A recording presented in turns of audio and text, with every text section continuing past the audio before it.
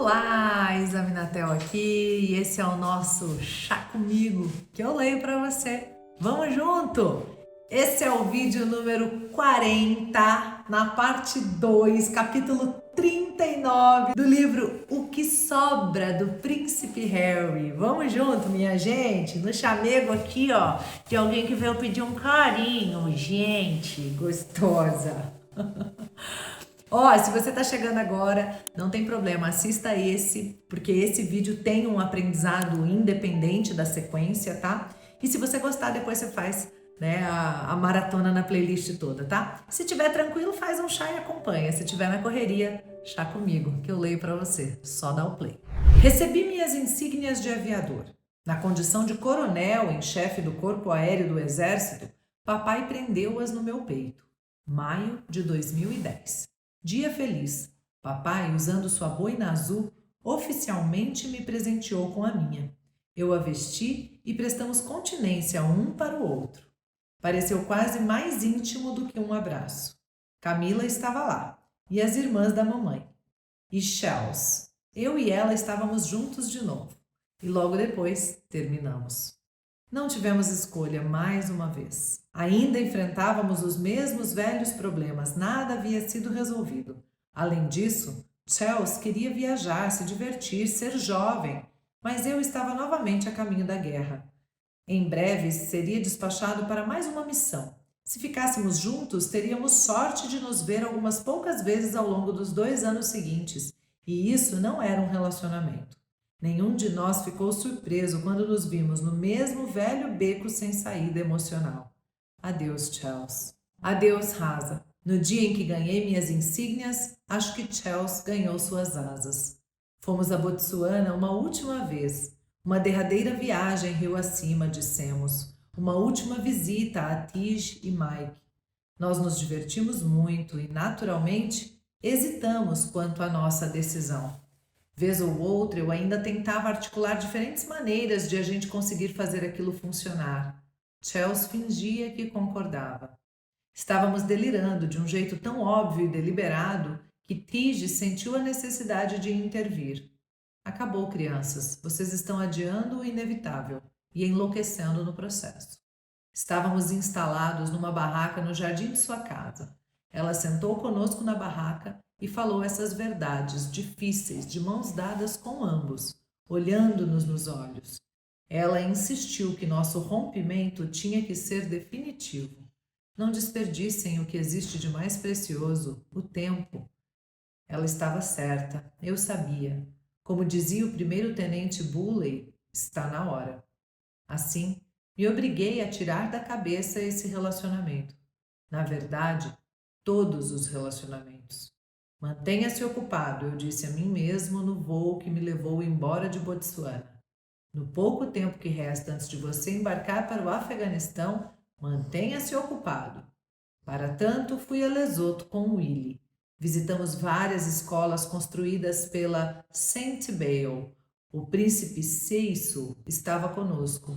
Ele cofundou a instituição de caridade comigo em 2006, pouco depois de perder a mãe, que também havia lutado na guerra contra o HIV. Ele nos levou para conhecer dezenas de crianças, cada uma delas com uma história dolorosa.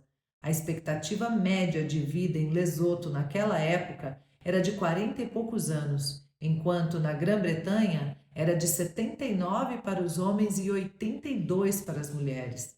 Ser criança em Lesoto equivalia a ser de meia idade em Manchester, e embora houvesse várias razões complexas para essa taxa, a principal era o HIV. 1/4 de toda a população adulta de Lesoto era de soro positivos. Depois de 2 ou 3 dias, nos despedimos do príncipe Seiso e partimos para escolas mais remotas, isoladas, longínquas. Como presente de despedida, o príncipe Seiso nos deu pôneis selvagens para montarmos em parte do caminho e cobertores tribais para o frio, que usamos como capas. Nossa primeira parada foi num vilarejo congelante nas nuvens, Semonkong, cerca de 2.000 metros acima do nível do mar. Ficava em meio a montanhas cobertas de neve. Baforadas de ar quente jorravam dos focinhos dos cavalos enquanto subíamos a duras penas, cada vez mais alto. Mas, quando a trilha ficou muito íngreme, mudamos para caminhonetes. Ao chegarmos, seguimos direto para a escola. Lá nos disseram que meninos pastores vinham 2 vezes por semana, comiam uma refeição quente e depois iam para a aula. Willie e eu sentamos na penumbra, ao lado de um lampião de parafina, assistindo a uma das aulas, e depois sentamos no chão com uma dúzia de meninos, alguns com apenas 8 anos. Nós os ouvimos descrever sua jornada diária para chegar à escola. Era inacreditável. Depois de 12 horas cuidando do gado e das ovelhas, eles caminhavam a pé por 2 horas, atravessando desfiladeiros nas montanhas, apenas para aprender matemática, ler e escrever. Tamanha a fome de conhecimento. Enfrentavam pés doloridos, frio intenso e coisas muito piores. Percorrendo as estradinhas, eram tão vulneráveis, tão expostos às intempéries, que vários morreram atingidos por raios. Muitos eram atacados por cães desgarrados. Baixando a voz, contaram que muitos também haviam sofrido abusos sexuais de andarilhos, ladrões, nômades e outros meninos. Senti vergonha ao pensar em todas as minhas reclamações sobre a escola, sobre qualquer coisa. Apesar dos sofrimentos, os meninos ainda eram meninos. A alegria deles era irrefreável. Eles se emocionaram com os presentes que lhes trouxemos. Casacos quentes, gorros de lã, vestiram as roupas, dançaram, cantaram. Nós nos juntamos a eles. Oi, gente, aqui eu queria deixar um recado muito importante. Quando a gente quer que as nossas crianças desenvolvam gratidão, quando a gente quer que as nossas crianças sejam felizes com aquilo que elas têm, com a vida delas, nós precisamos dar parâmetros a elas. Portanto, façam caridade. Levem as suas crianças para conhecer realidades menos favorecidas e a impactar essas realidades e a fazer a diferença nessas realidades. Porque você vai estar fazendo um bem para o mundo e também dando parâmetros para a sua criança, viu? Eu tive a oportunidade de fazer isso algumas vezes e é incrível como muda o mindset nosso e da criança. A gente não ensina as crianças com palavras, gente. A gente ensina as crianças com vivências. De uma vez por todas, absorva isso, viu? Um dos meninos ficou de lado. Tinha o rosto redondo, aberto, transparente. Havia, obviamente, um fardo terrível em seu coração. Achei que seria invasivo perguntar, mas eu tinha mais um presente na minha bolsa, uma lanterna que dei a ele. Eu lhe disse que esperava que a lanterna iluminasse seu caminho a cada dia para a escola. Ele sorriu. Eu quis dizer a ele que seu sorriso iluminaria o meu caminho. Tentei. Infelizmente, meu Sesotho não era lá muito bom. Capítulo 40. Logo depois que voltamos para a Grã-Bretanha, o palácio anunciou que Willie ia se casar. Novembro de 2010. Uma novidade para mim. Todo aquele tempo juntos em Lesotho e ele nunca mencionou nada. Os jornais publicaram floreadas histórias sobre o momento em que percebi que Willie e Kate eram um par perfeito. O momento em que tomei consciência da profundidade de seu amor e assim decidi presentear Willie com o anel que herdei de mamãe, a lendária Safira. Um momento de ternura entre irmãos, um momento de sólida união entre nós três.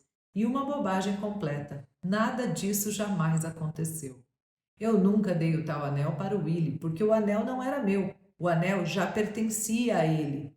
O Willie pediu a joia logo depois que mamãe morreu. Quando dividimos as coisas dela e eu fiquei mais do que feliz em deixá-lo ficar com a Safira. Agora, enquanto Willie se concentrava nos preparativos do casamento, eu lhe desejei boa sorte e abruptamente me ensimesmei. Pensei muito sobre minha vida de solteiro. Sempre imaginei que me casaria antes do meu irmão, porque queria muito. Sempre supus que seria um jovem marido, um jovem pai, porque tinha tomado a decisão de não me tornar meu pai. Ele só veio a ser pai quando já era mais velho, e sempre senti que isso criava problemas, erguia barreiras entre nós. Na meia-idade, tornou-se mais sedentário, mais afeito a hábitos. Ele gostava de suas rotinas, não era o tipo de pai disposto a passar intermináveis horas brincando de pega-pega ou jogando bola até muito depois do anoitecer. Um dia ele tinha sido assim. Corria atrás de nós por toda Sandringham, inventando brincadeiras maravilhosas, como uma em que nos enrolava dentro de cobertores feito cachorros quentes e ríamos a ponto de perder o fôlego. E aí ele puxava o cobertor e nos arremessava do outro lado do quarto. Acho que nunca mais na vida Willie e eu demos tanta gargalhada. Porém, muito antes de estarmos prontos, ele parou de se envolver nesse tipo de atividade. Simplesmente não tinha o entusiasmo, a faísca. Mas eu teria, sempre prometi a mim mesmo, eu teria. Agora eu tinha dúvidas e me perguntava, será? Foi o verdadeiro eu quem fez a promessa de se tornar um jovem pai? Ou o verdadeiro eu era essa pessoa lutando para encontrar a mulher certa, a parceira certa, enquanto ao mesmo tempo também se esforçava para descobrir quem era? Por que essa coisa que eu supostamente quero tanto não está acontecendo? E se nunca acontecer, minha vida terá significado? Qual será meu propósito essencial? A guerra, pensei. Quando tudo mais fracassasse, como sempre acontecia, eu ainda teria a vida de soldado. Se pelo menos definissem logo a data da minha convocação. E depois das guerras, pensei, sempre haverá o trabalho de caridade. Desde a viagem a Lesoto, eu me sentia mais entusiasmado do que nunca para dar continuidade às causas da mamãe. E estava determinado a assumir a causa de que Mike me incumbira na nossa conversa, à mesa da cozinha em sua casa. Isso é o suficiente para uma vida plena, eu disse a mim mesmo. Pareceu um acaso, portanto, uma síntese de todo o meu pensamento quando ouvi um grupo de soldados feridos planejar uma viagem ao Polo Norte. Eles esperavam arrecadar milhões para a ONG Walking with the Wounded e também se tornar os primeiros amputados a chegar ao polo sem apoio externo, e me convidaram para me juntar a eles. Eu queria aceitar, estava morrendo de vontade de dizer sim. Apenas um problema. A viagem seria no início de abril, perigosamente perto da data anunciada do casamento de Willie. Eu teria que chegar lá e voltar sem imprevistos, ou correria o risco de perder a cerimônia. Mas o Polo Norte não era um lugar ao qual você poderia ter certeza de chegar e partir sem enfrentar problemas. O Polo Norte era um lugar de infinitos percalços. Sempre havia variáveis, em geral relacionadas ao clima. Portanto, eu estava nervoso com a perspectiva, e o palácio estava duplamente nervoso. Pedi conselhos a JLP. Ele sorriu. É uma oportunidade única na vida. Sim, é. Mas você tem que ir. Mas primeiro, ele disse, havia outro lugar aonde eu precisava ir. Em uma continuação direta das conversas que ele e eu iniciáramos 5 anos antes, depois do meu desastre nazista, ele organizou uma viagem a Berlim. E então, dezembro de 2010, um dia de frio extremo, toco com a ponta dos dedos os buracos de bala nos muros da cidade, as cicatrizes ainda recentes da insana promessa de Hitler de lutar até o último homem. Eu estava no antigo local do Muro de Berlim, onde ficavam também as câmaras de tortura da SS, e jurei ser capaz de ouvir no vento os ecos de gritos agonizantes. Conheci uma mulher que foi enviada para Auschwitz. Ela descreveu seu confinamento, os horrores que viu, ouviu, cheirou. Suas histórias eram, em igual medida, difíceis de ouvir e vitais. Mas não vou contá-las aqui. Não cabe a mim. Havia muito eu entendera que a foto em que apareço vestindo um uniforme nazista tinha sido o resultado de várias falhas. Falha de pensamento, falha de caráter. Mas foi também uma falha na minha educação. Não apenas a educação escolar, mas a autoeducação. Eu não sabia o suficiente sobre os nazistas, não tinha aprendido o suficiente, não tinha feito perguntas suficientes a professores, famílias e sobreviventes. Eu tinha resolvido mudar isso. Enquanto não mudasse isso, não poderia me tornar a pessoa que eu esperava ser. E aqui, um grande reconhecimento da própria falha, da própria ignorância e a autorresponsabilidade de não culpar só a escola, pais, e cultura, mas de responsabilizar-se. Eu não conhecia o suficiente, eu não fiz as perguntas, eu não fui em busca, eu não sabia, né? E a gente paga o preço pela nossa ignorância, gente. Quando é assim, mundialmente visto, percebido, é um horror, mas pode ser que não seja nunca visto pelo mundo e a gente veja os nossos filhos pagando o preço pela nossa ignorância. E talvez seja tão ou mais doloroso do que uma exposição para o mundo de uma falha, sabe?